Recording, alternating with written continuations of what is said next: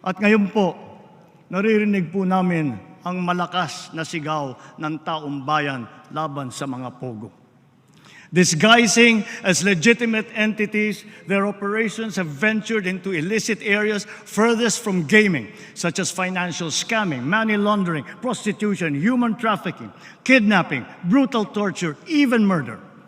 The grave abuse and disrespect to our system of laws must stop.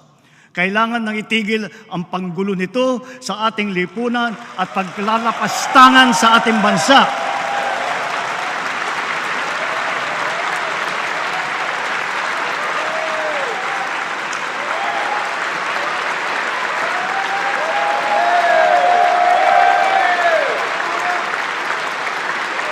Effective today, all pogos are banned.